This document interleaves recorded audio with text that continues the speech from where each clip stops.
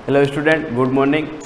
अपन पढ़ रहे थे समांतर श्रेणी है ना, मतलब अरिथमेटिक प्रोग्रेशन, और अपन ने इसकी एक्सरसाइज 5.1 भी स्टार्ट कर ली थी और कुछ क्वेश्चन मैंने करने को बोला था। जैसे क्वेश्चन नंबर 1 बोला था 1 के 3 और सेकंड के भी 3-4 थे है ना, तो हो गए होंगे ये मेरे हिसाब से। नहीं होने जैसा कुछ नहीं था, बिल्कुल इजी क्वेश्चन थे। जो क्वेश्चन नंबर 1 था उसमें n टर्म निकालनी थी और जो क्वेश्चन नंबर सेकंड था उसमें नंबर ऑफ n निकालने थे। मतलब उसमें सेकंड वाले क्वेश्चन में क्या था, जैसे ये क्वेश्चन देख लो, सेकंड क्वेश्चन का फर्स्ट ही देख लो क्या है। AP इज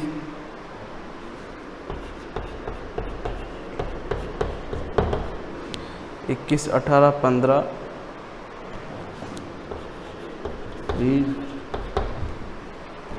माइनस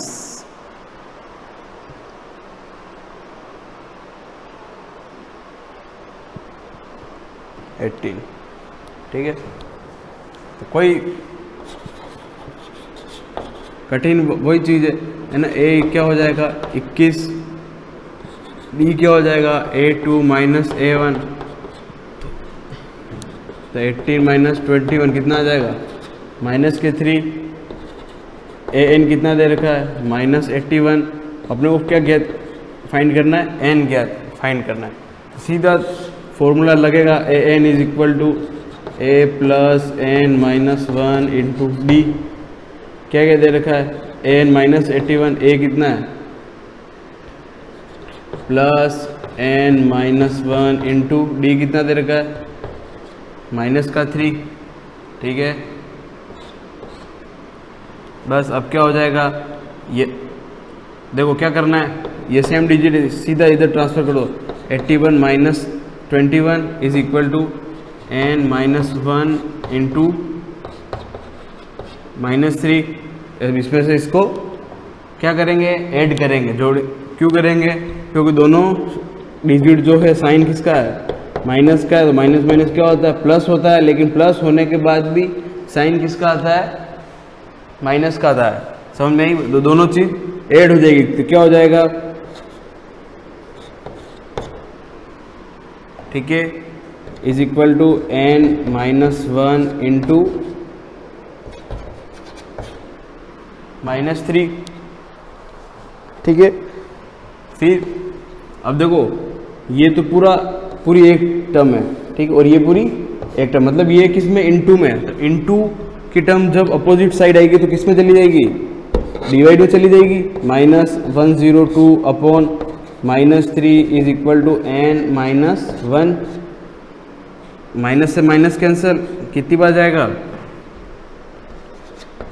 34, 3 का 10 में 9, कितनी बार जाएगा 3 बार बचा है 12, 4 से 12 34 is equal to N minus 1,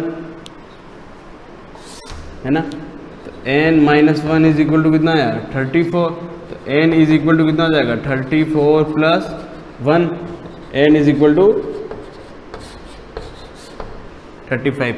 ऐसे होगा सवाल, बिल्कुल इजी। देखो मैंने क्या कहा, 3 चीज दे रखी है तो चौथी चीज स्वतः ही आ जाएगी, स्वतः यानी ऑटोमेटिकली आ जाएगी, है ना। लेकिन उसका करने का मेथड अपने को आना चाहिए तो आएगी, अदरवाइज नहीं आएगी।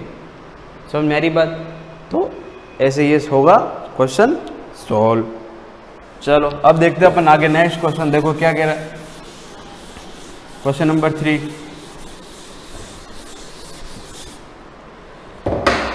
तो क्वेश्चन नंबर 3 क्या कह रहा है कि if 6 term and 17 term of AP are 19 and 41 रिप्रेजेंटिविटी, देन फाइंड 40 टर्म, ठीक है, 40 टर्म। मतलब क्या कह रहा है 6 term and 17 term.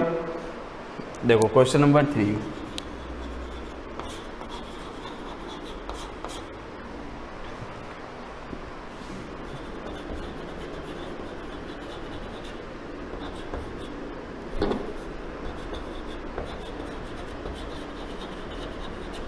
Six term भी दे रखी और 19 नहीं 17 है, सॉरी 17 टर्म, ठीक है। 6 टर्म कितनी दे रखी है 90 और ये 41 बस। और अपने को ज्ञात क्या करना है, एपी का 40 टर्म का नंबर ऑफ 40 टर्म ज्ञात करना, मतलब 14 टर्म ज्ञात करना, मतलब एन कितना दे रखा है वो, चलो इस एन का काम बाद में है। पहला तो अपने देखो 6 टर्म 19 दे रखा है, देन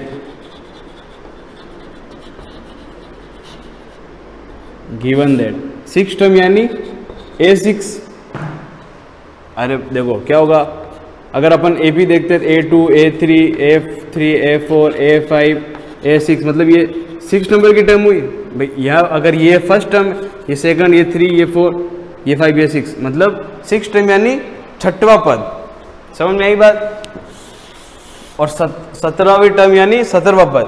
मतलब सवाल क्या कह रहा है, सवाल ये कह रहा है कि यदि समांतर श्रेणी में 6ठा पद 19 है और 17वां पद 41 है तो समांतर श्रेणी का 40वां पद ज्ञात करो।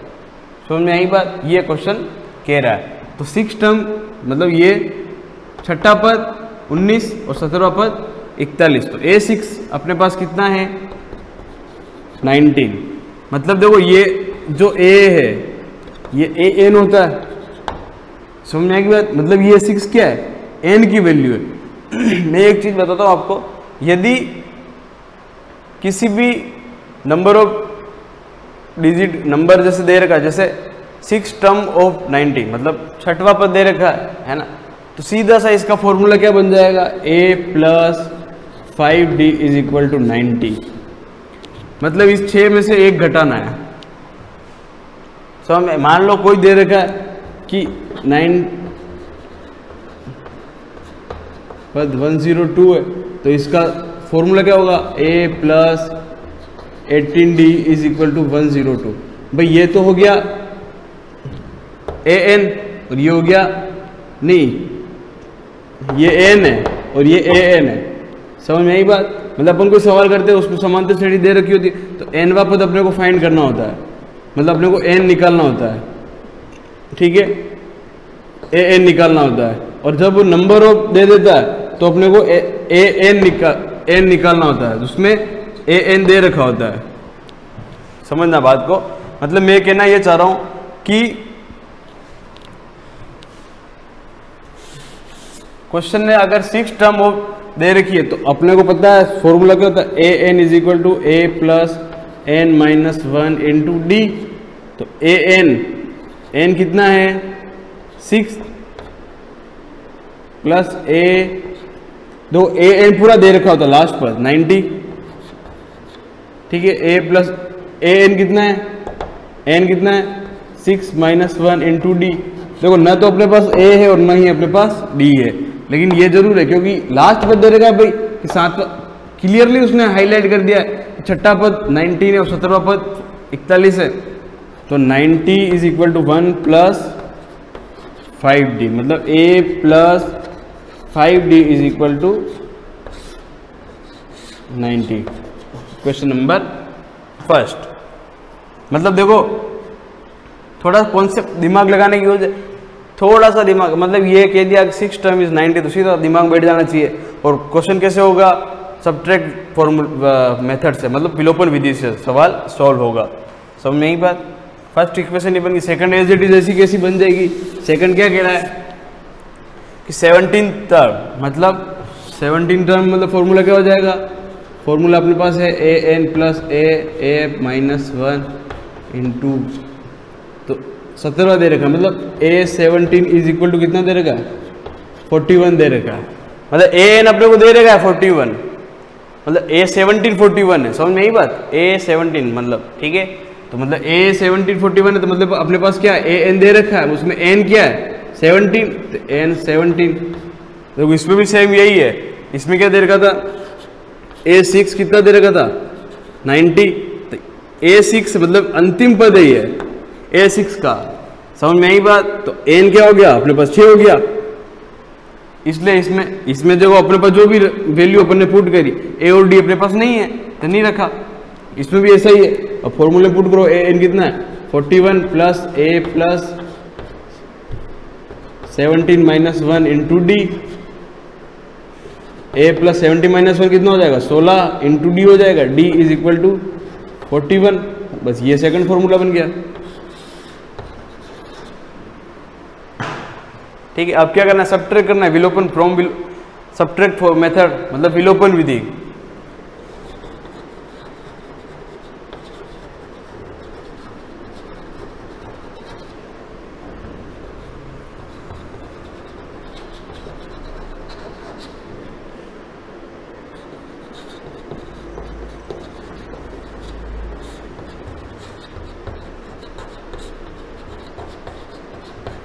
पता है विलोपन विधि क्या करते हैं, है ना, 9th क्लास में पढ़ी होगी, 4th क्लास में नहीं, तभी इसमें और है ना, 3rd चैप्टर जो पॉलीमोलाइड है उसमें भी है। मतलब क्या करते हैं, दोनों इक्वेशन को इक्वल रख के माइनस करते हैं। कैसे करते हैं, देखो इक्वेशन नंबर 1 क्या है अपने पास, a + 5d = 19 और a + 16d = 41। ये अपने पास देखो, इसमें क्या ध्यान रखने वाली बात है, जब अपन इसको सोल्व करते हैं तो जो सेकंड इक्वेशन जो भी होती है उसके साइन सब अपोजिट हो जाते हैं, इसका भी माइनस, इसका भी माइनस। अगर यहाँ पे माइनस होता तो प्लस हो जाता, प्लस होता तो माइनस। सिर्फ नीचे वाली देखो, अगर नहीं होगा तो कुछ कटेगा नहीं, अगर यहाँ प्लस ही रहेगा तो ये 2a हो जाएगा, ये भी ऐड हो जाएंगे, ये भी ऐड हो जाएंगे। अगर यहाँ माइनस करते तो कुछ ना कुछ एक चीज अपने को सेम करनी रहती है। मान लो अगर यहाँ 2a होता तो इस पूरी टर्म में अपने को 2 का मल्टीप्लाई करना होता, तो उससे ये 2a हो जाता, तो ये सेम हो जाता, तो ये कट जाता। अभी a और a सेम है तो कुछ किसी का मल्टीप्लाई करने की अपने को जरूरत नहीं है। समझ में यही बात। फिर देखो अब आगे क्या करेंगे,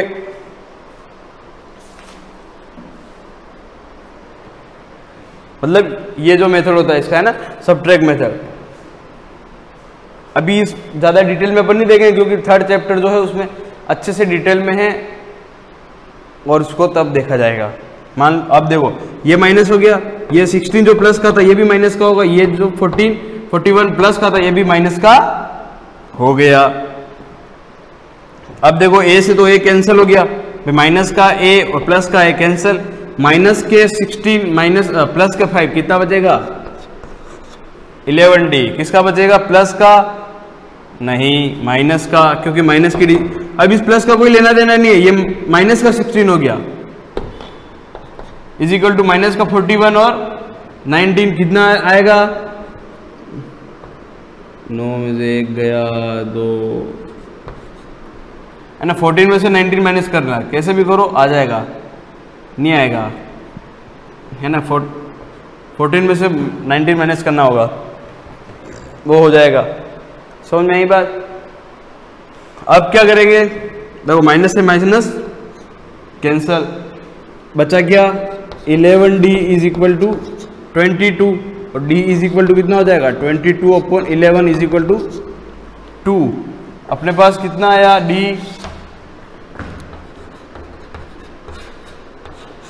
d 2 आ गया। तो अब d की वैल्यू अपन किस में रखेंगे, इक्वेशन नंबर 1।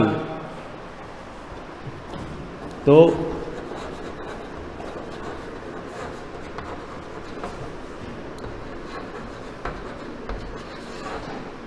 मतलब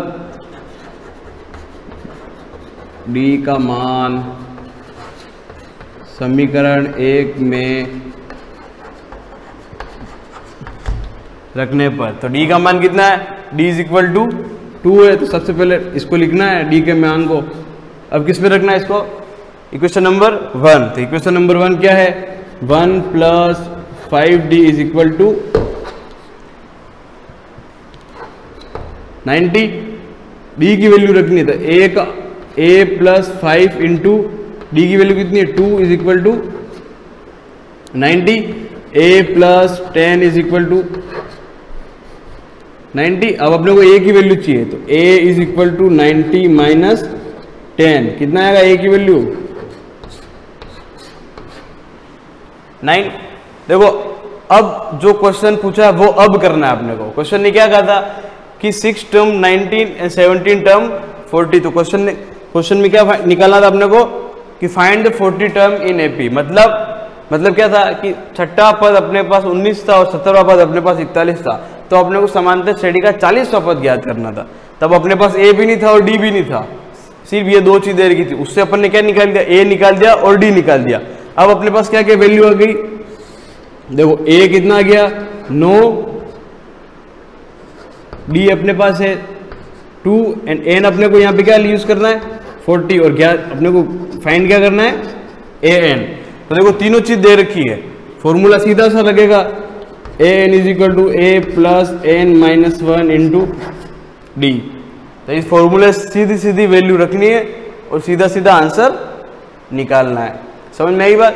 देखो हो जाएगा क्वेश्चन, ये आधे से ज्यादा मैंने कर दिया, खाली 10% तुमको करना है। देखो ऐसा का ऐसा क्वेश्चन इसका just next fourth same to same है, खाली डिजिट सब चेंज है, बाकी एज इट इज वैसा का वैसा है। चाहे तो सारे क्वेश्चन कर सकते हो, बिल्कुल इजी है पूरा chapter.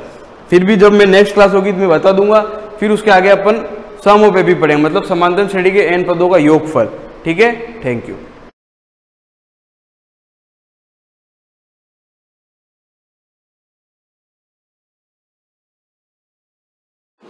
Welcome back students.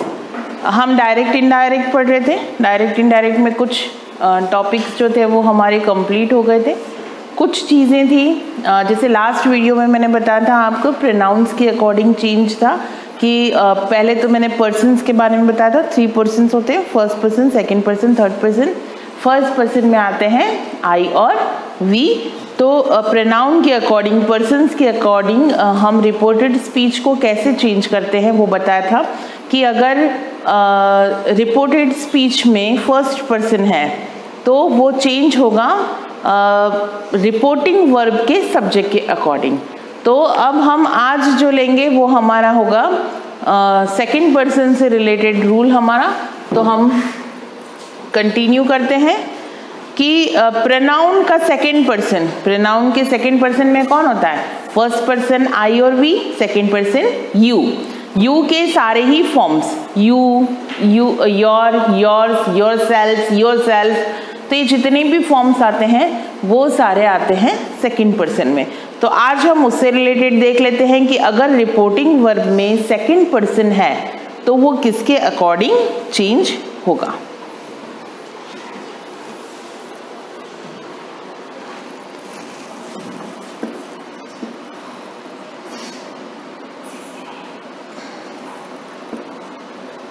Yes, अब हम देख लेते हैं।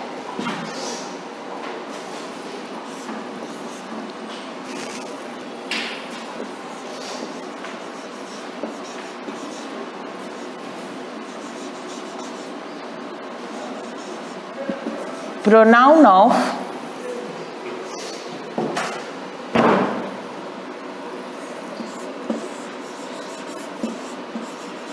reported speech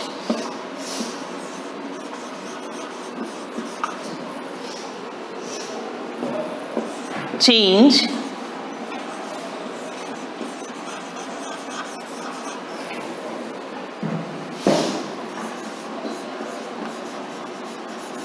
according to object of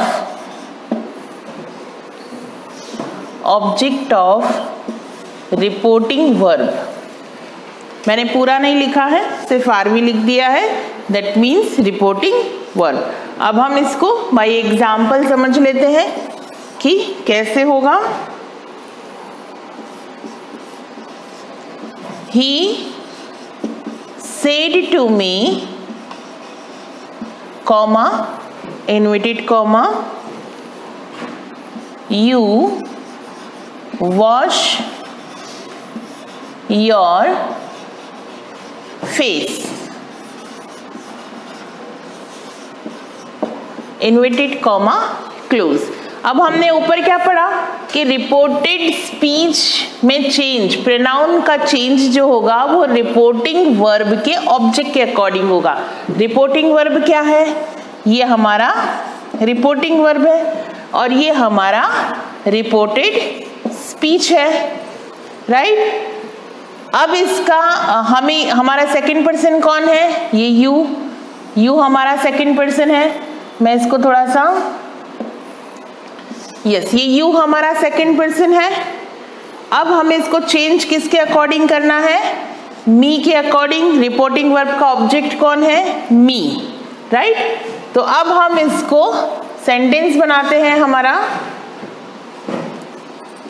अब मैंने आपको पहले बताया था जब सेड टू हो तो किस में चेंज होगा, टोल्ड में। He told me that. अब मी का, ये यू है, यू का सब्जेक्टिव, मी का सब्जेक्टिव फॉर्म क्या होगा, आई वॉश। योर मी के अकॉर्डिंग किस में चेंज होगा, माई फेस। क्लियर। हम इसका एक और एग्जाम्पल देखते हैं यहाँ पे। They said to us, comma, inverted comma, you do your work,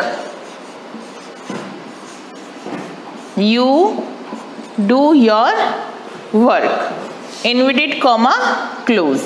अब यहाँ पे ऑब्जेक्ट क्या है, us, तो हमें अस को, यू को किसके अकॉर्डिंग चेंज करना है, अस के अकॉर्डिंग। अस का हमें सब्जेक्टिव फॉर्म लिखना पड़ेगा। They told us that we, देखिए यहाँ पे मैंने थोड़ी सी मिस्टेक की थी, वॉश्ड होगा यहाँ पर, ये फर्स्ट फॉर्म है तो फर्स्ट फॉर्म सेकंड पर चेंज हो जाएगी। You did our work, full stop। Yes, do को हमने किस में चेंज किया, डिड में। फर्स्ट फॉर्म है तो ये फर्स्ट फॉर्म जब इनडायरेक्ट में आएगी तो किस में चेंज हो जाएगी, सेकंड फॉर्म में। चेंज सारे टेंस के अकॉर्डिंग वही रहेंगे। अभी हम प्रोनाउंस के अकॉर्डिंग चेंज कर रहे हैं, तो प्रोनाउंस के साथ साथ हमें टेंस को ध्यान रखते हुए भी सारे चेंजेस करने हैं। हम एक और देख लेते हैं एग्जाम्पल हमारा third.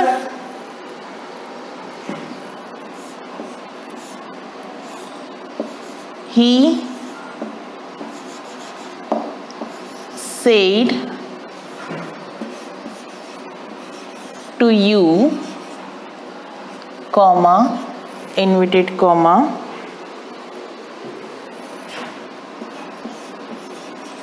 you are a fool। देखिए मैं आप को सारे ही टाइप के सेंटेंसेस बता रही हूँ ताकि आप कंफ्यूज नहीं हो। अब हमारा यहाँ ऑब्जेक्ट भी यू है और यहाँ पे हमें चेंज भी यू के अकॉर्डिंग करना है, तो ऐसे सेंटेंसेस जब आ जाते हैं तो इनमें प्रोनाउंस के अकॉर्डिंग कोई चेंज नहीं होगा, क्योंकि ये यू सेकंड पर्सन है, सेकंड पर्सन ऑलरेडी यहाँ दे रखा है, तो हम सिर्फ यहाँ का टेंस ही चेंज करेंगे। He told you that you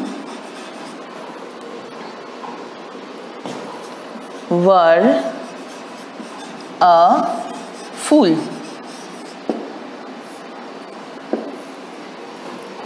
clear. हम फोर्थ एग्जाम्पल देखते हैं हमारा।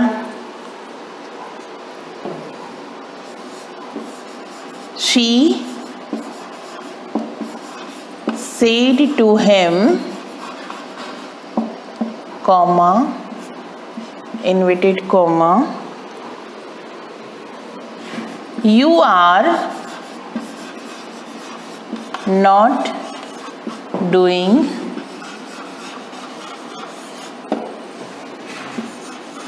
any work,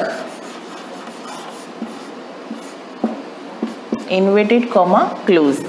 अब यहाँ पर हमें क्या दे रखा है, हिम को हम इसके अकॉर्डिंग चेंज करेंगे, राइट। क्या बनेगा, शी टोल्ड हिम। अब इसके साथ साथ हमें टेंस भी ध्यान रखना है, that he was not doing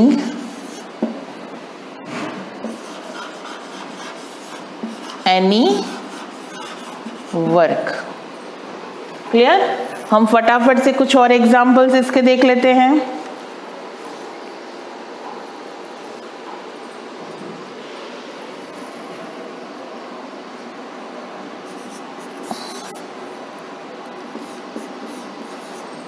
He said to me, comma, inverted comma, you work very hard, inverted comma close। क्या बनेगा? मी के अकॉर्डिंग चेंज करना है। He told me that, you किस में चेंज होगा? आई में। I worked very hard। ठीक है। अब यहाँ पर अब एक और चीज मैं आपको बताना चाह रही हूँ, वो है अगर ऑब्जेक्ट नहीं दिया हो, इन केस ऑब्जेक्ट अगर नहीं दे रखा है, जैसे मैं एक सेंटेंस यहाँ पे लिख देती हूँ, उसके बाद ही आपको समझाती हूँ। ये मेरा 6th एग्जाम्पल है।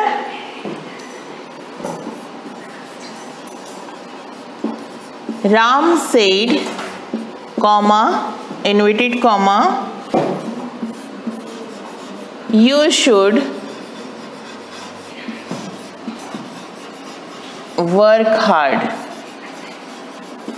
ओके, अब ये देखिए स्टार्ट तो यहाँ पे सेकंड पर्सन से हो रहा है, लेकिन यहाँ पर कोई ऑब्जेक्ट नहीं दे रखा, तो इन कंडीशन में हम ऑब्जेक्ट को मान लेते हैं, यानी सपोज करते हैं।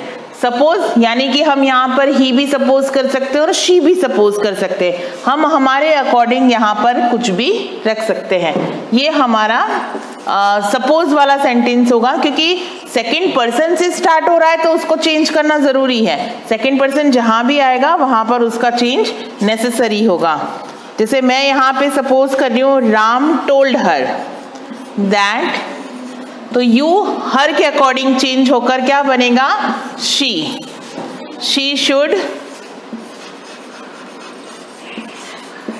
Work hard.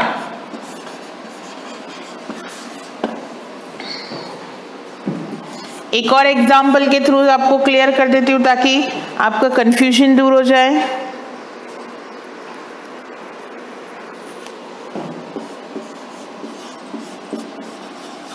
Mother said, comma, inverted comma, you should go there soon, inverted comma close। हम इसमें भी सपोज, क्योंकि यू से स्टार्ट हो रहा है, दैट मीन्स हमें चेंज तो करना है। तो ऐसे सेंटेंसेस में जैसा मैंने यहाँ पे हर सपोज किया, अब मैं यहाँ पे मी सपोज कर रही हूँ। मदर टोल्ड मी दैट, अब मी लिखा है तो हमारा सब्जेक्टिव फॉर्म क्या होगा? आई शुड गो देयर सून। अब मैंने यहाँ पे ये शुड में चेंज नहीं किया, क्योंकि शैल होता तो शुड बनाते, शुड है तो मैं तो चेंज करना ही नहीं है, राइट। अब एक और टाइप का सेंटेंस बता देती हूं मैं आपको।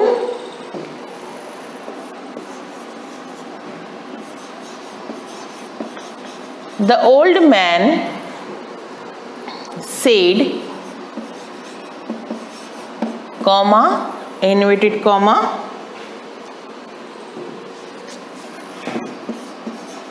you can go to your house, comma, Anand,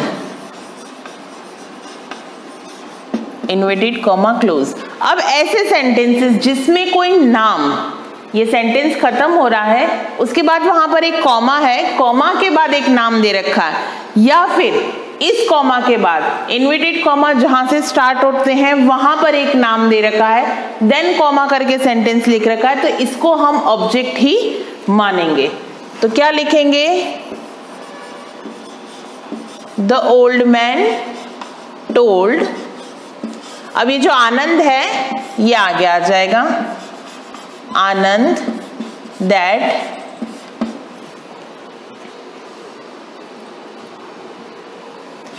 अब आनंद क्या है? लड़का है, तो क्या आ जाएगा? He could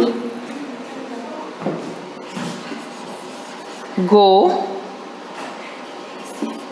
to his house. एक हम लास्ट एग्जाम्पल देख लेते हैं इसी तरह का। The father said comma inverted comma Sarla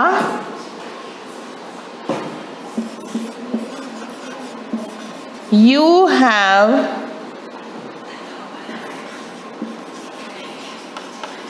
become lazy। देखिए यहां पर ये मैंने सेकंड टाइप का सेंटेंस बताया है ना, यहाँ पे कॉमा के बाद आनंद था और यहाँ पे ये कॉमा फिर इन्वर्टेड कॉमा सरला नाम लिख रखा, देन उसके बाद फिर से एक कॉमा है। तो इस तरह के जो भी सेंटेंस आते हैं हम उसको सपोज यहाँ मान लेते हैं, तो इसको भी हम सपोज आगे ही मान के चलेंगे कि ये the father said, sorry told आएगा,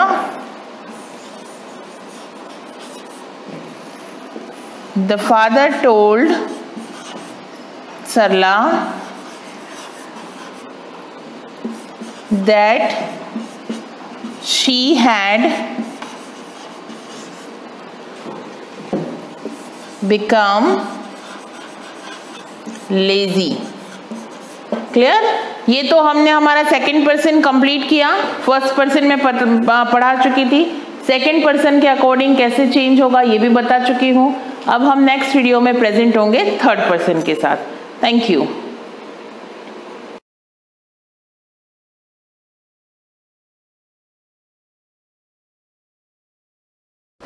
सुप्रभात विद्यार्थियों, कल हमने वाक्य विचार पर अध्ययन किया था, जिसमें क्रिया के आधार पर, रचना के आधार पर, अर्थ के आधार पर तीनों अध्ययन किया था।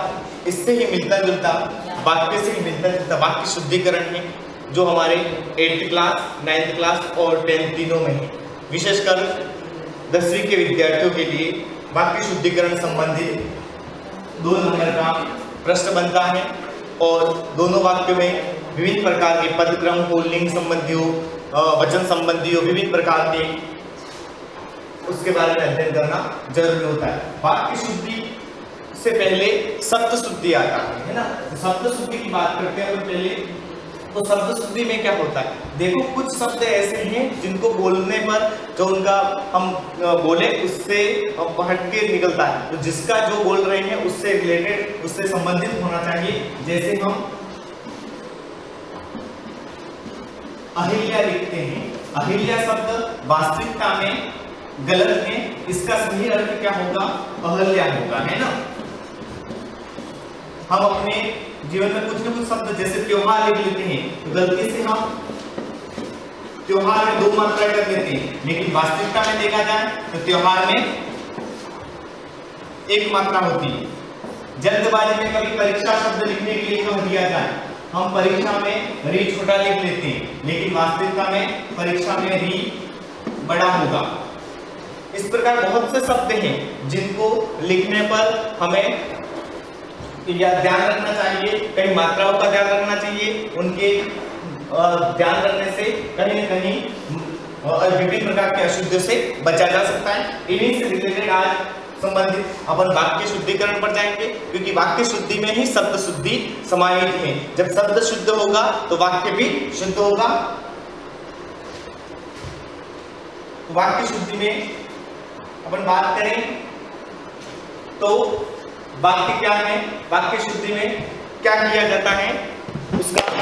देखें, देखो जिस प्रकार शब्दों के शुद्ध प्रयोग हेतु सावधानी रखी जाती है, हमने देखा अहिल्या है, अहिल्या होता है वास्तविकता में, त्योहार है, परीक्षा है, विभिन्न प्रकार के जो भी शब्द हैं उनको कैसे लिखा जाता है, आशीर्वाद है, र की मात्रा कहाँ आएगी, उज्जवल है, तो विभिन्न प्रकार के शब्दों को देखें तो यहाँ वाक्य शुद्धि में जिस प्रकार शब्दों के शुद्ध प्रयोग हेतु सावधानी रखी जाती है, उसी प्रकार वाक्य के प्रयोग के समय भी सावधानी रखना आवश्यक होता है। नहीं तो वाक्य में अशुद्धि होगी और वाक्य में दोष आ जाएगा, जिसके कारण वाक्य में त्रुटि रहने से वाक्य का सार्थक अर्थ प्रकट नहीं होगा। तो ये कौन कौन से प्रकार के आधार पर अशुद्धियां देखने को मिलती है? अनावश्यक शब्द, कुछ शब्द ऐसे होते हैं जो अनावश्यक रूप में, उन शब्दों को हटा देने पर भी अर्थ में कोई परिवर्तन नहीं होता है, अर्थ का सार्थक प्रयोग होता है, शब्द का सार्थक प्रयोग होता है। देखो हम अनावश्यक कई बार वाक्य रचना करते समय अनावश्यक शब्द का प्रयोग कर लेते हैं। यहाँ एक ही अर्थ को दर्शाने वाले शब्दों का दोहराव विशेष रूप से दिखाई देता है। यहाँ एक ही अर्थ को दोहराने वाले शब्दों का प्रयोग होता है, एक से दो बार दिया होता है, उससे हमें बचना चाहिए। यहाँ कुछ वाक्य शुद्धि अशुद्ध वाक्य है, शुद्ध वाक्य है। मैं सायकाल के समय घूमना चाहता हूँ। अब यहाँ देखो सायकाल, काल का अर्थ क्या है? शायद शाम के समय, काल का अर्थ समय से। अब सायकाल काल को हम समय लिख दे, सायकाल के समय घूमना चाहिए या घूमने जाता हूँ। तो यहाँ पर हमें देखते हैं यहाँ का जो के समय है वो अतिरिक्त दिया गया है, अनुपयुक्त दिया गया है, इसलिए हमें अतिरिक्त से अनावश्यक शब्द से बचना चाहिए। यहाँ मैं सायकाल घूमने जाता हूँ, ठीक है। ठंडा बर्फ लाओ, अब ठंडा बर्फ लाओ, वास्तविकता में बर्फ ठंडा ही होता है, प्रकृति है उसकी। अब यहाँ पर हम सीधा बर्फ लाओ लिखेंगे क्योंकि ठंडा अपने आप में होता है, बर्फ ऐसा नहीं है बर्फ गर्म होता है। तो यहाँ फिर वह पानी से पौधों को सिंचता है। अब देखें तो पौधों को सिंचाई किससे होती है? पानी से, तो अनावश्यक शब्द है पानी से, वह पौधों को सिंचता है। फिर दूसरा आता अनुपयुक्त, जो उपयुक्त शब्द है उससे हट करके अनुपयुक्त शब्द का प्रयोग भी वाक्य में अशुद्धि ला देता है। तो हमें वाक्य अनुपयुक्त शब्द के प्रयोग की अशुद्धि ला देता है। अगर किस प्रसंग में क्या लिख रहे हैं यह ध्यान रखना बहुत आवश्यक है, हमें सही ध्यान रखते हुए शब्द का चयन करना चाहिए।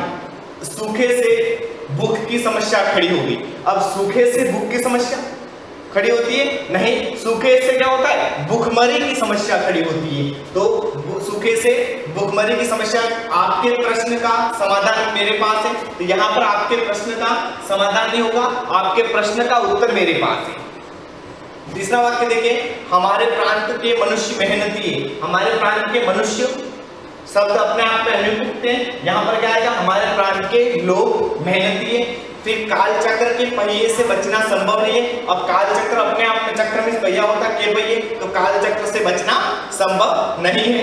आगे तीसरा पॉइंट देखते हैं, सर्वनाम संबंधी अशुद्धि। कभी कभी वाक्य में हम सर्वनाम संबंधी भी अशुद्धि कर लेते हैं। सर्वनाम संबंधी शब्दों के अशुद्ध प्रयोग से भी वाक्य में अशुद्धि आ जाती है। जैसे मैंने कल जयपुर जाना है। अब मैंने जो शब्द है सर्वनाम शब्द है, यहाँ अनुपयुक्त शब्द है। इस शब्द की जगह हमें उचित शब्द लिखना पड़ेगा, जो कि सर्वनाम मैंने की जगह क्या आएगा? मुझे। तो मुझे कल जयपुर जाना है। इस प्रकार आगे हम देखते हैं, मेरे को कुछ याद नहीं आ रहा। अब मेरे को शब्द अपने आप में अनुपयुक्त है, अशुद्ध है, सर्वनाम शब्द अशुद्धि है। मुझे कुछ याद नहीं आ रहा। कमल यहाँ आया और बताया कि सब ठीक है। यहाँ पर देखें तो कमल यहाँ आया, बताया कि सब ठीक है, और उसने बताया। किसने बताया? क्योंकि सर्वनाम का प्रयोग होगा जहां पर, जैसे मोहन विद्यालय गया और वह पढ़ने लगा। तो विद्यालय गया और वह पढ़ने लगा, तो वह किसके लिए आया? कमल के लिए, मोहन के लिए। यहाँ पर कमल यहाँ आया और उसने बताया कि सब ठीक है। इसने बताया, मोहन, कमल ने, इसलिए यहाँ पर ये भी हो गया।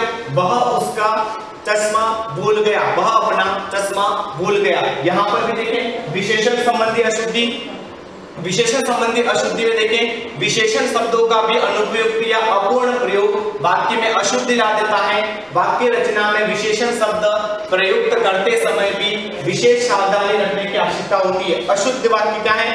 पुस्तकों में यह बहुत श्रेष्ठ है। विशेषण संबंधी अशुद्धियां, पुस्तकों में यह बहुत श्रेष्ठ है, तो यह पुस्तकों में यह श्रेष्ठ है। विभिन्न प्रकार की पुस्तकें, बहुत शब्द हट जाएगा क्योंकि विशेषण संबंधी अशुद्धि है। मुझे भारी दुख हुआ। अब भारी दुख हो, हल्का दुख हो, ये कोई दुख नहीं मुझे दुख हुआ, बहुत दुख हुआ, भारी नहीं होता, बहुत होता है ना। दादाजी की बीमारी चिंतनीय है, दादाजी की बीमारी चिंतनीय, चिंताजनक है ना। खिलाड़ियों ने अपनी हिम्मत नहीं हारी, खिलाड़ियों ने हिम्मत नहीं हारी, अपनी हिम्मत की है स्वयं के, इसलिए यहाँ पर हमें विशेषण संबंधी अशुद्धि से बचना चाहिए। नेक्स्ट आगे बढ़े तो क्रिया संबंधी अशुद्धि। क्रिया संबंधी अशुद्धि में क्रिया के सही रूप का वाक्य में प्रयोग न होने पर भी वाक्य में रचना में दोष आ जाता है। कभी कभी क्या होता है, क्रिया संबंधी जैसे कर्ता होता है, कर्म होता है, लेकिन क्रिया में भी अशुद्धि हो, जिसके कारण में वाक्य का सही अर्थ सार्थक प्रयोग नहीं हो पाता है, जिसके कारण में हमें सब इनके चयन में विशेष सावधानी रखनी चाहिए। वाक्य रचना में कहां पर क्रिया संबंधी कौन सी क्रिया प्रयोग में लानी चाहिए, यह हमें ध्यान होना चाहिए। बच्चा खाना और दूध पीकर सो गया। अब यहाँ पर हम देखें तो बच्चा खाना और दूध, चलो मान लेते दूध तो पीता है लेकिन खाना भी पीता है, नहीं पीता, तो यहाँ पर हमें क्या ध्यान रखना, बच्चा खाना खाकर और दूध पीकर सो गया। अपनी ओर से क्या लगाना है, खाना के साथ खाकर क्रिया लगानी है। उसने मेरा गाना सुना और घर देखा, उसने मेरा गाना सुना, यहाँ गाना और घर देखा। अब गाना तो सुना होगा और घर देखा होगा, तो उसने मेरा गाना सुना और घर देखा।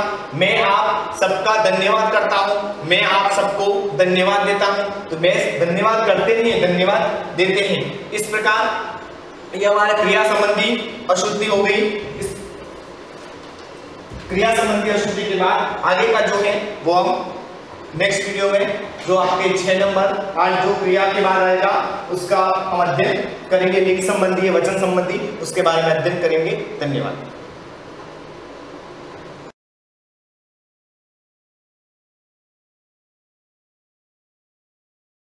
गुड मॉर्निंग एवरीवन, सभी को सुप्रभात। लेसन नंबर 6 अपना चल रहा है। उसके अंतर्गत अपन कल पढ़ा था कि उत्प्रेरक की बात कर रहे थे अपन। उत्प्रेरक की परिभाषा मैंने आपको बता दी थी, कैटलिस्ट की परिभाषा मैंने आपको बता दी थी कि कैटलिस्ट या उत्प्रेरक किसे कहते हैं, जो किसी रासायनिक अभिक्रिया के वेग को परिवर्तित कर देते हैं। मतलब catalyst is a those substance which alter the rate of reaction but remain unchanged. ये बात अपन ने कर ली थी और उसकी टाइप्स भी पढ़ लिए थे, उसके प्रकार भी अपन ने देख लिए थे कि उत्प्रेरक कितने प्रकार के होते हैं। मेनली अपन ने 2 भागों में इनको बांटा था, एक तो अकॉर्डिंग टू स्टेट और अकॉर्डिंग टू एक्शन, क्रिया के आधार पर और अवस्था के आधार पर। इनके आधार पर अपन ने कैटलिस्ट को बांटा था। तो अपन पहली बात करते हैं उत्प्रेरक के प्रकार की। आज का जो अपना टॉपिक रहेगा वो क्या रहेगा, उत्प्रेरक के प्रकार, टाइप्स ऑफ कैटलिस्ट।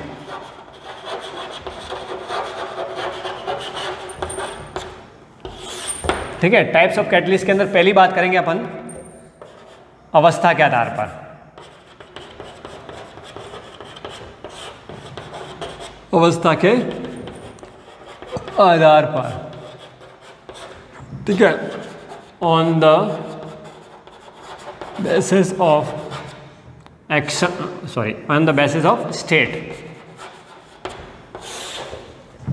इसके अंदर पहली बात करेंगे अपन समांगी उत्प्रेरक।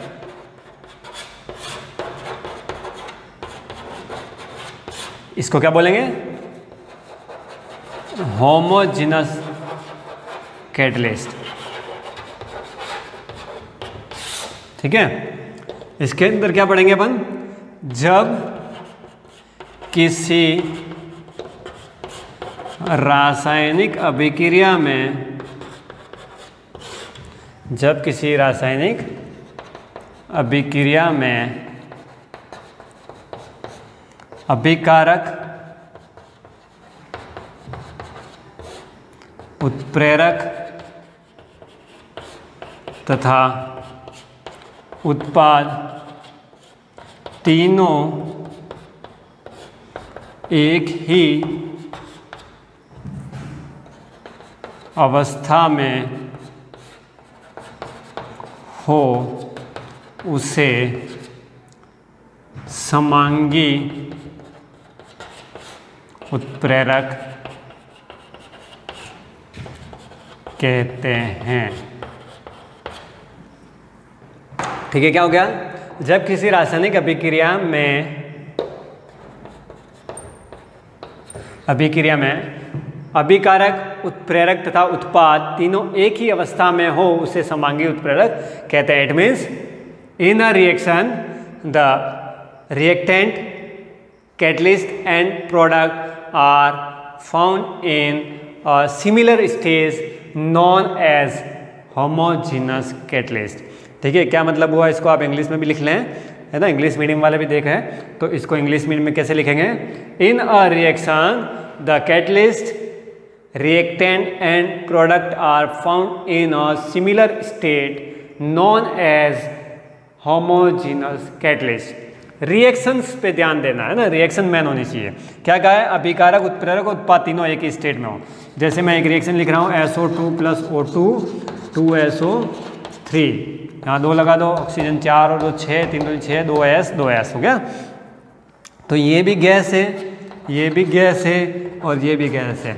सल्फर ट्राइऑक्साइड, ऑक्सीजन और सल्फर डाइऑक्साइड, इसको कराने वाला कौन है? NO, nitrous oxide. ठीक है, ये नाइट्रस ऑक्साइड क्या हो गया? उत्प्रेरक हो गया, कैटलिस्ट हो गया। तो इसकी स्टेट कौन सी है? गैस। तो ये भी गैस, ये भी गैस, ये भी गैस और ये भी गैस, मतलब reactant also gas, product also gas and reactant also gas, तीनों अपनी एक ही अवस्था में हैं, इसलिए इसको क्या बोलेंगे? होमोजेनस कैटलिस्ट या समांगी उत्प्रेरक। हमें एक एक रिएक्शन तो लिखनी ही पड़ेगी, क्योंकि कैटलिस्ट को कैसे शो करोगे, है ना, रिएक्टेंट प्रोडक्ट को कैसे शो करोगे कि वो सिमिलर स्टेज में है ना, तीनों कैसे एक अवस्था में है, ये कैसे बताओगे आप? तो कोई ना कोई एक रिएक्शन, अब एक ही रिएक्शन देखना, कुछ रिएक्शन ऐसी है जो कॉमन है, वो कई जगह काम आएगी। ये रिएक्शन धनात्मक में भी काम आएगी, है ना, तो कई जगह ऐसी रिएक्शंस काम आती हैं। तो रिएक्शन एक जैसी है तो उनको बार बार पढ़ने की जरूरत नहीं है, बस ये कहाँ कहाँ यूज आ रही है उसका ध्यान रखें आप। ठीक है ना, तो अपने आप ही आपको रिएक्शन कम हो जाएगी और जल्दी याद हो जाएगी। तो इसको क्या बोलेंगे? समांगी उत्प्रेरक या होमोजेनस कैटलिस्ट, जिसके अंदर तीनों अपनी एक ही प्रावस्था में या एक ही स्टेट में आते हैं। क्लियर? दूसरी बात करते हैं अपन विषमांगी की। ठीक है, ये तो गया समांगी या होमोजेनस। दूसरी बात करते हैं अपन विषमांगी, विषमांगी उत्प्रेरक या हेटेरोजेनस। ठीक है, हेटेरोजेनस कैटलिस्ट।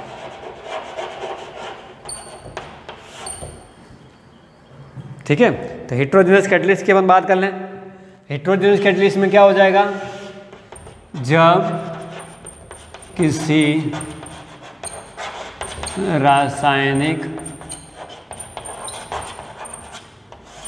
किसी रासायनिक अभिक्रिया में अभिकारक, उत्प्रेरक तथा उत्पाद अलग अलग अवस्था में हो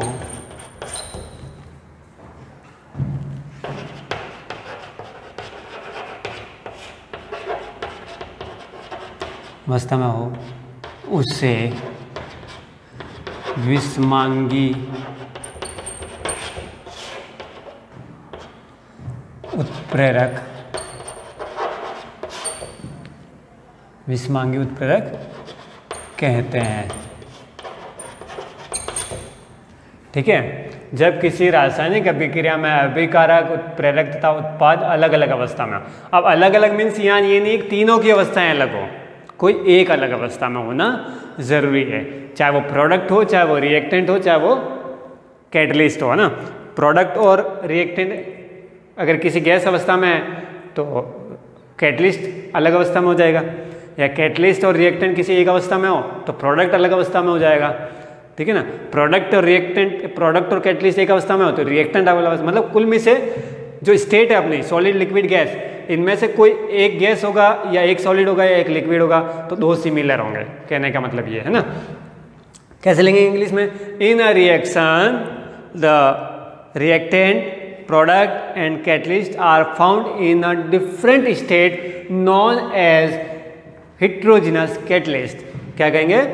In a chemical reaction the reactant, product and catalyst are found in a different state known as heterogeneous catalyst. Clear? जैसे इसका अपन एग्जांपल लिखें तो N2 plus H2 2NH3, ठीक है, 6 हो गया। तो ये क्या हो गया, जैसे अपन ने क्या बनाया, नाइट्रोजन हाइड्रोजन लेके अमोनिया बनाए, ये गैस, ये भी गैस, ये भी गैस, ठीक है, अमोनिया भी गैस है, हाइड्रोजन भी गैस है और नाइट्रोजन भी गैस है। लेकिन इसके अंदर काम करने वाला जो कैटलिस्ट है Fe, वो क्या है, सॉलिड है ना। तो इसको जब ये अभिक्रिया हो नहीं रही थी तो हमने कैटलिस्ट मिलाया Fe और अभिक्रिया हो गई, लेकिन जो रिएक्टेंट है और प्रोडक्ट है वो एक ही स्टेट में है और जो कैटलिस्ट है वो अलग स्टेट में है।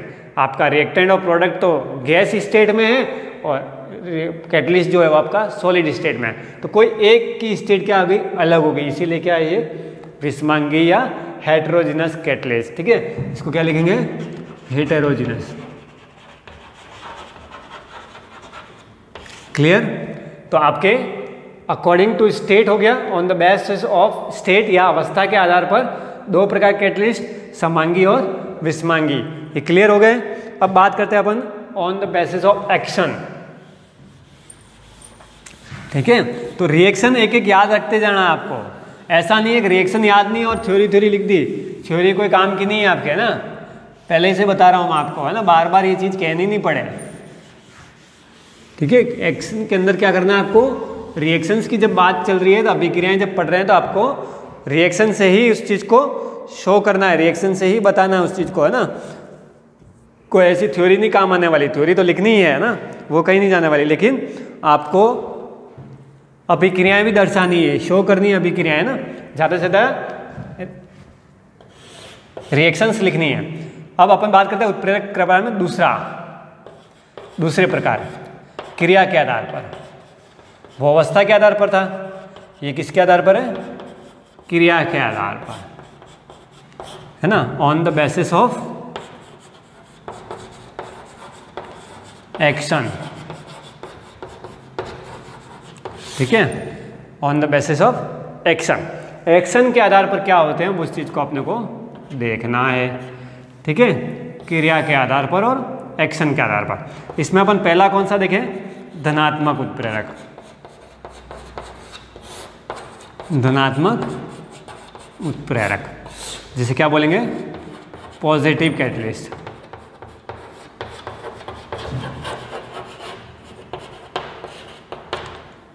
पॉजिटिव कैटलिस्ट, पॉजिटिव कैटलिस्ट या धनात्मक उत्प्रेरक किसे कहेंगे, वे पदार्थ, उत्प्रेरक है ना, पदार्थ भी कौन, उत्प्रेरक की बात कर रहे हैं अपन, वे उत्प्रेरक या वे पदार्थ जो किसी रासायनिक अभिक्रिया के वेग को बढ़ा देते हैं, उन्हें धनात्मक उत्प्रेरक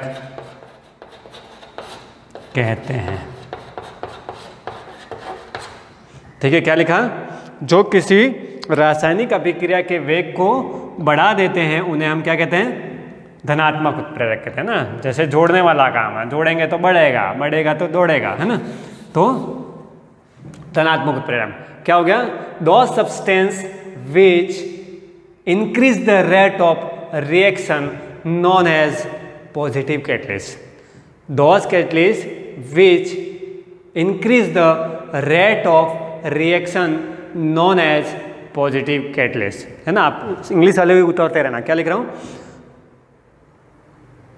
those substance या those catalysts which increase the rate of reaction, increase है ना, increase the rate of reaction known as positive catalyst, ठीक है।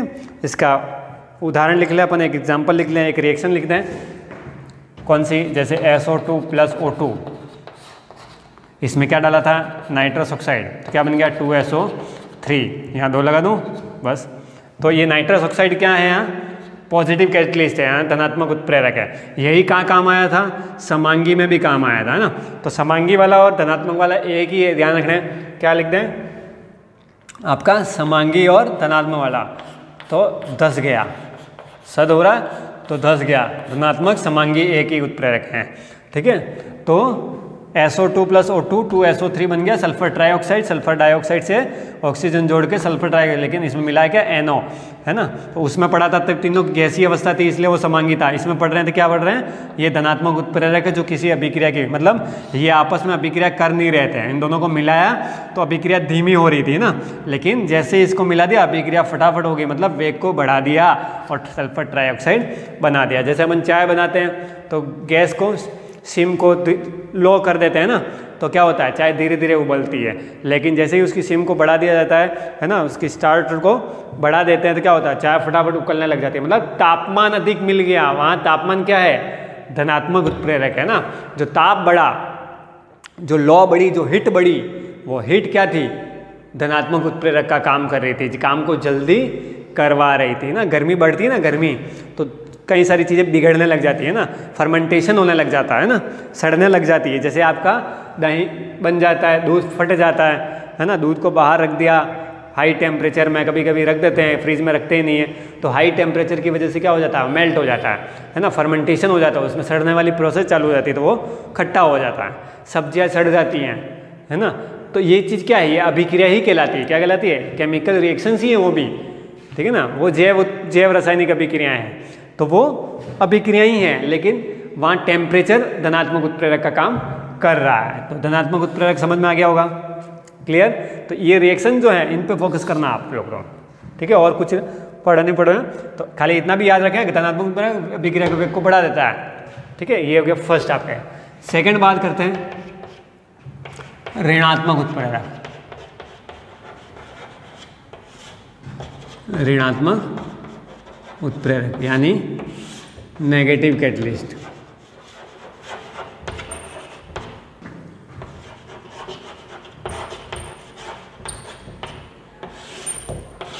ठीक है, नेगेटिव कैटलिस्ट कौन से हो गए, वे पदार्थ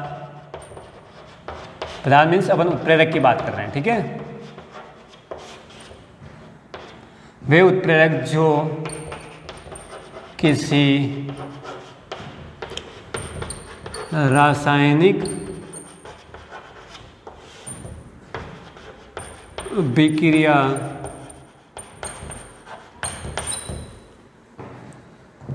के वेग को घटा देते हैं, उन्हें ऋणात्मक उत्प्रेरक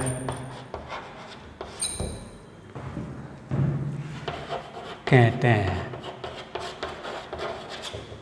क्या हो गया, those substance which decrease the rate of reaction known as ऋणात्मक या negative catalyst। those substance which decrease the rate of reaction known as negative catalyst। वे पदार्थ जो किसी रासायनिक अभिक्रिया के वेग को घटा देते हैं, उन्हें हम ऋणात्मक उत्प्रेरक कहते हैं। जैसे H2O2 और यहाँ क्या लिख दिया, ग्लिसरॉल, तो क्या बन गया H2O + O2, ठीक है। यहाँ 2 लगा दो, यहाँ 2 लगा दो, 4 हाइड्रोजन, ऑक्सीजन कितना हो गया, 2 दूनी 4, 2 2 4, ठीक है। तो ये ग्लिसरॉल क्या है, यहाँ नेगेटिव कैटलिस्ट है, जिसने क्या बढ़ा दिया, अभिक्रिया के वेग को घटा दिया, है ना। जब ये अभिक्रिया चल रही थी तो बड़ी अच्छी तरीके से चल रही थी, लेकिन जैसे इसके अंदर ग्लिसरॉल डाला, अपने को डर लग गया, अरे अभिक्रिया में कुछ हो नहीं जा, ब्लास्ट नहीं हो जाता, अपने अभिक्रिया को वेग को कम करने के लिए क्या कर दिया, इसमें ग्लिसरॉल मिला दिया, है ना। तो अभिक्रिया क्या हो गई, धीमे धीमे होने लग गई, आराम से चलने लग गई, ठीक है। तो ये क्या हो गया, ऋणात्मक उत्प्रेरक हो गया, है ना। अब तीसरे की बात करें अपन,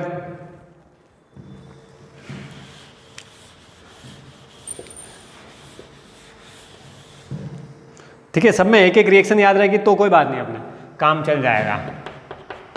तीसरा आ गया आपके स्वतः उत्प्रेरक। क्या आ गया? स्वतः उत्प्रेरक यानी ऑटो कैटलिस्ट। ठीक है, ऑटो कैटलिस्ट या स्वतः उत्प्रेरक किसे बोलेंगे? वे उत्प्रेरक या वे पदार्थ जब अभिक्रिया चल रही हो, स्वतः उत्प्रेरक या ऑटो कैटलिस्ट क्या कहेंगे? जब किसी रासायनिक अभिक्रिया में बना उत्पाद, क्या लिखेंगे इसमें? जब किसी रासायनिक अभिक्रिया में बना उत्पाद ही अभिक्रिया के वेग को परिवर्तित कर दे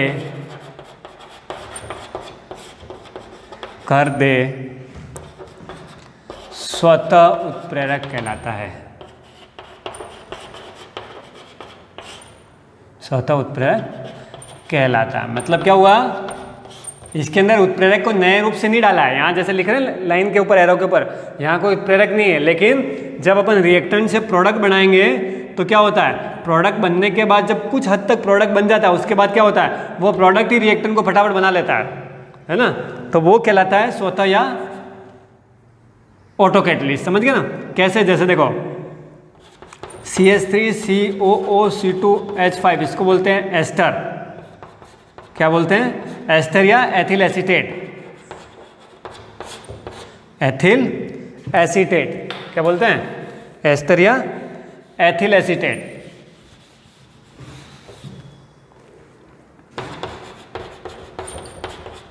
इसकी अभिक्रिया करें किससे कराए? जल से। तो क्या बन गया अपने पास? CH3COOH plus C2H5OH। ये बन गया। एक तो बन गया आपके एथिल अल्कोहल और बन गया एक एसिटिक एसिड। ठीक है, ये बन गया आपके एसिटिक अम्ल और ये बन गया आपके एथिल अल्कोहल, जिसे अपन एथेनॉल भी बोलते हैं। ठीक है, एथिल अल्कोहल। तो यहाँ क्या हो रहा है? आप एस्टर या एथिल एसीटेट की अभिक्रिया किससे करा रहे हैं? जल से। तो क्या बन रहा है? एसिटिक अम्ल और एथेनॉल बन रहा है। जब ये अभिक्रिया प्रारंभ की थी तो कुछ मात्रा में एसिटिक अम्ल बनने के बाद इस एसिटिक अम्ल ने इस अभिक्रिया को पूर्ण रूप से जल्दी करवा दिया। क्या करा दिया? इस एसिटिक अम्ल ने इस अभिक्रिया को जल्दी करवा दिया। तो इस अभिक्रिया में बना उत्पाद कौन?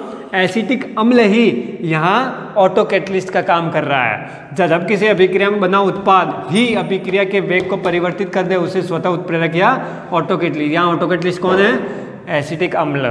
ठीक है, तो अपने 3 प्रकार की कौन सी होगी? क्रिया के आधार पर होगी। चौथा प्रकार और कुछ उत्प्रेरक के अंदर की बातें अब बाकी रह गई हैं, वो अपन अगली क्लास में करेंगे। तब तक के लिए good.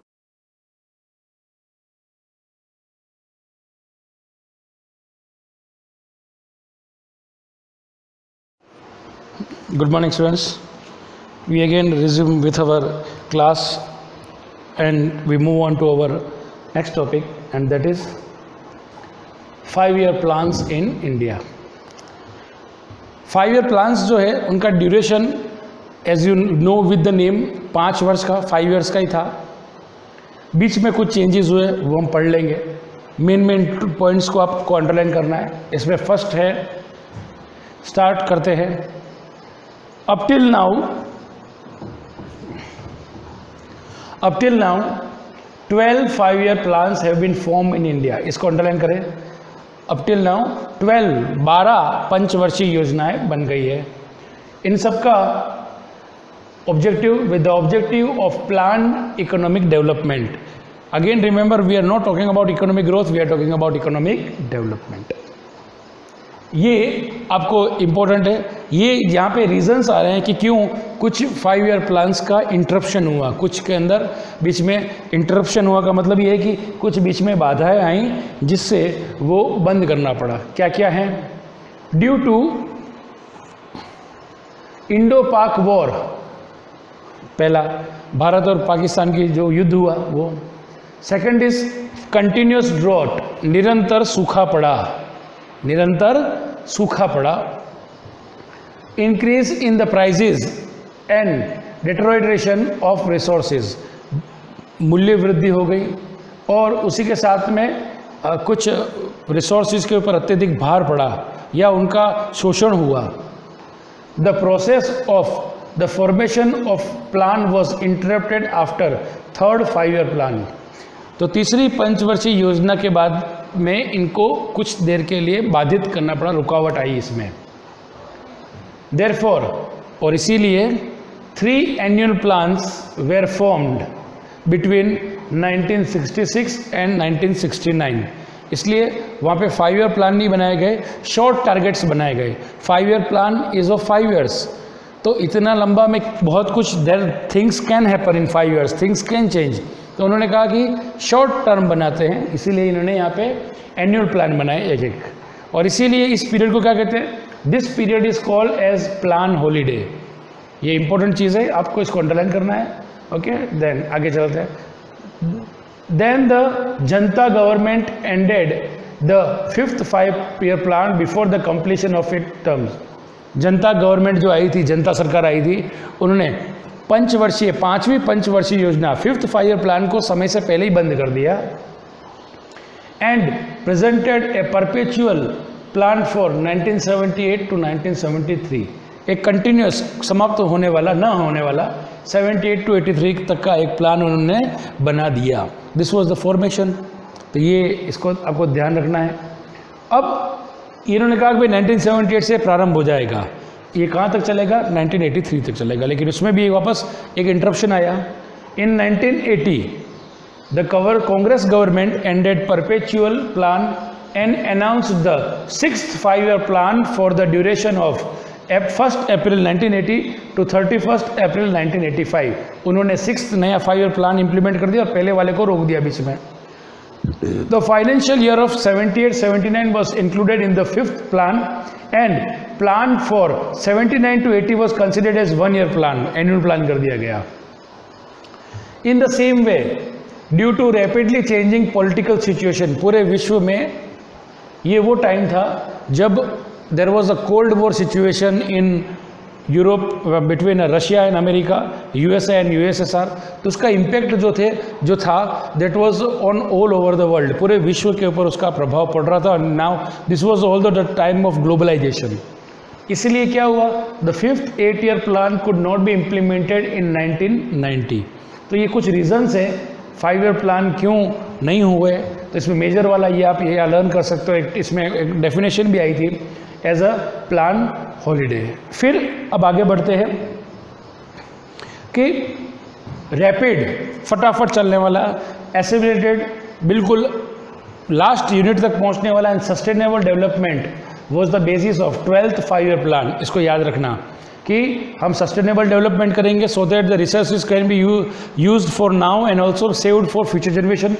Assimilation, that the benefit should reach up to the lowest level and rapid। so rapid इसलिए किया गया कि उसके अंदर 5 वर्ष कब निकल जाते पता ही नहीं चलता। so the time was limited। a consolidated target of growth rate of 8% has been fixed for this plan। उन्होंने कहा कि भाई 8% ग्रोथ रेट तो आपको करनी है। and along with this achievable targets such as, अब उसके अलावा क्या करना है, कौन सा टारगेट्स है, इरेडिकेशन ऑफ पॉवर्टी, गरीबी का उन्मूलन, गरीबी समाप्त करनी है। डिक्लाइन इन अनएम्प्लॉयमेंट, बेरोजगारी के अंदर कमी लानी है, यानी कि लोगों को ज़्यादा रोजगार देना है। एक्सपांशन ऑफ एजुकेशन, शिक्षा का प्रसार करना है। एंड हेल्थ केयर सर्विसेज, और स्वास्थ्य सेवाओं में विकास करना है। This have been fixed. ठीक है, अब देखिए यहाँ पे 2 टर्मिनोलॉजी आ रही है। एक तो आपने यहाँ पे पढ़ा प्लान हॉलीडे। प्लान हॉलीडे का मतलब जिसके अंदर कोई गैप पड़ गया था, और दूसरा अब आ रहा है जो आप देखोगे that is rolling plan. Rolling का मतलब क्या होता है, आगे बढ़ता रहना। In this a current plan is updated, जो मौजूदा प्लान होता है उसी को अपडेट किया जाता है। And edited after a fix time period, उसको एक टाइम पीरियड के बाद में उसको थोड़ा सा एडिटिंग कर देते हैं, ज़्यादा बड़े लेवल पे चेंज नहीं होता है। या इसको यूँ कह सकते हैं कि जैसा का जैसा स्वरूप आगे बढ़ाते हैं कुछ चेंज के साथ। And this there is a provision of flexibility to alter the targets, कि इसके अंदर ये होती है कि कोई अगर लक्ष्य अर्जित नहीं होता है, अचीव नहीं होता है, तो उसको कैसे अचीव करना, क्या माइन्यूट चेंजेस करना, वो हो सकते हैं। Estimates resource allocation and duration of current plan, तो उसके अंदर थोड़ा थोड़ा कुछ चेंजेस किया जा सकता है। Now you can see here 5 years termination job देखिए 1950 से स्टार्ट हुआ था, 1 April 1951 to 56, this is completion of 5 years. Then 56 to 61 again it completed 5 years, 61 to 66 again it completed 5 years. अब इसके बाद में देखिए 67, 68 और 69 3 कट गए हैं बीच में, तो वो 1 year प्लान थे, annual plan holiday. 69 to 74, 74 to 79. अब यहाँ पर भी एक ईयर मिसिंग है. 80 to 85, 85 to 90 यहाँ पर भी मिसिंग है. देखिए आप 92 to 97, 97 to 2002, 2 to 7, 7 to 12 and 12 to 17. और उसके बाद क्या हुआ वो अब हम पढ़ेंगे अपनी नेक्स्ट क्लास में. आपको इस क्लास में ज़्यादा just you have to remember this केवल एक तो 12th 5 year प्लान लर्न करें, रिमेंबर करें. लर्न तो सारे करना obviously, but this is more important. And then this ruling plan and the reasons why this plan had been interrupted. कौन कौन से रीजन्स है अगेन देख लेते हैं. Indo Pak war, continuous drought and increase in price and deterioration of resources, इस वजह से ये सब इसके अंदर कुछ रुकावटें आई थी, ये हमने देख लिया. सो इन नेक्स्ट क्लास अब हम लोग जो हैं आपको बता देता हूँ मैं, we will study about NITI Aayog. एक नया कॉन्सेप्ट है. ओके एंड तब तक आपको क्या करना है, till then just revise and learn what today has been taught. Till then good bye.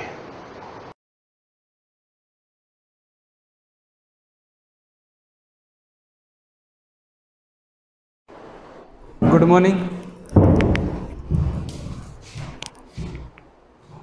आज हम पढ़ेंगे अध्याय 2 भाग. पहले पार्ट में हम पढ़ चुके हैं जितने भी साम्राज्य 600 ईस्वी तक का जो साम्राज्य था वहाँ तक हम पढ़ चुके हैं. उसके बाद है अब संघर्षकालीन भारत 1206 से 1757 तक. 1206 पर उससे पहले ही 600 ईस्वी में जब गुर्जर प्रतिहार का शासक था तभी मुगलों का आक्रमण, कह सकते हैं मुस्लिम का आक्रमण शुरू हो गया था. उससे पहले भी अशोक के समय, चंद्रगुप्त के समय विदेशी आक्रमण जैसे हूण है, ये इन्हों सभी ने आक्रमण किए थे. पर मुस्लिम आक्रमण सबसे पहले 600 ईस्वी में हुआ था गुर्जर प्रतिहार के शासककाल में. अगर तिथि की बात करें तो यहाँ अंडरलाइन करेंगे अब हम 636 ईस्वी में सबसे पहला अरबों का आक्रमण समुद्री रास्तों द्वारा किया गया था. ये समुद्री रास्तों का था, इसका उल्लेख है. इसलिए किसमें उल्लेख है, फुतू अल बुल्दान में. इस किताब में उल्लेख है कि भारत पर 636 ईस्वी में अरबों ने आक्रमण किया था समुद्री रास्ते से. अगर स्थल की बात करें, जो सिंध का पूरा जो भी वर्तमान में अफगानिस्तान का क्षेत्र है पहले सिंध कहलाता था. अगर उस क्षेत्र की बात करें तो बड़वास, बड़ौच का क्षेत्र जो गुजरात के पास है, और सिंध के डेबाल, इन 2 क्षेत्रों में सर्वप्रथम जमीनी आक्रमण हुए थे. इसका उल्लेख भी है अरब का उर्दू में चचनामा एक पुस्तक है, उसमें इसका उल्लेख है. अब उसके बाद 1712 ईस्वी में मोहम्मद बिन कासिम सिंध के राजा दाहिर के मध्य भयंकर संघर्ष हुआ, मतलब युद्ध हुआ था 1712. जमीनी के युद्ध की बात करें तो उस समय क्या है, 1712 में सिंध के राजा दाहिर की मृत्यु हो गई. तो सिंध पे मोहम्मद बिन कासिम का अधिकार हो गया. तो उस 1712 में सिंध में हिंदू साम्राज्य का अंत हो गया. जो उसके बाद वहाँ सिंध जो अफगानिस्तान बना, वर्तमान में जो क्षेत्र थे वहाँ पर सारे मुस्लिमों का राज हो गया. उसके बाद महमूद गजनवी ने कश्मीर के शाही शासक जयपाल और आनंदपाल से कड़ा संघर्ष किया था. इनकी भी हार हुई थी और कश्मीर में ही मुगलों का शासक, मुस्लिमों का शासक हो गया था. उसके बाद उत्तर क्षेत्र में पूरा सिंध, पंजाब, जम्मू कश्मीर, यहाँ तक मुस्लिमों का अधिकार हो चुका था. अब जो मुख्य भारत में दिल्ली, अजमेर, आगरा, ये जो आगरा बाद में बना था, पहले वो दूसरा शहर था, तो ये जो क्षेत्र थे मध्य में था, इसलिए ये जो क्षेत्र थे यहाँ पर अभी भी हिंदू शासकों का शासन था। तो मोहम्मद गौरी ने पृथ्वीराज चौहान के साथ युद्ध 1191 और 1192 में 2 युद्ध हुए थे। 1191 में जब पृथ्वीराज चौहान तृतीय वह जीता था, और 1192 के अंतिम युद्ध में मोहम्मद गौरी धोखे से जीत गया था। तो पूरे दिल्ली अजमेर तक पूरे क्षेत्र पर मोहम्मद गौरी का अधिकार हो गया था, परंतु मोहम्मद गौरी भारत में नहीं रहा, वह पृथ्वीराज चौहान को बंदी बनाकर वह अरब कंट्री वापिस लेके गया, और यहाँ दिल्ली पर उसके सेनापति कुतुब बिन ऐबक को बैठा के गया था। तो ये यहाँ तक का अपने शुरुआती हो गया। अब कुतुब बिन ऐबक को 1192 बैठा दिया। उसके बाद हम पढ़ेंगे आके दिल्ली सल्तनत 1206 से, यहीं से अपना पाठ ये शुरू होता है 1206 से 1526 ईस्वी, क्योंकि 1526 ईस्वी में मुगलों का आक्रमण हो गया। थे मुसलमान थे, परंतु इसमें भी अलग अलग थे। तो मुगलों का शासक 1526 में हो गया। उससे पहले दिल्ली सल्तनत पर यामिनी, इल्बरी या गुलाम वंश कह सकते हैं, किसने स्थापना करी? कुतुब बिन ऐबक, जो मोहम्मद गौरी का सेनापति था, गुलाम था, इसलिए इसने गुलाम वंश से इस सल्तनत की शुरुआत करी थी, जो हम अपनी अगली क्लास में पढ़ेंगे।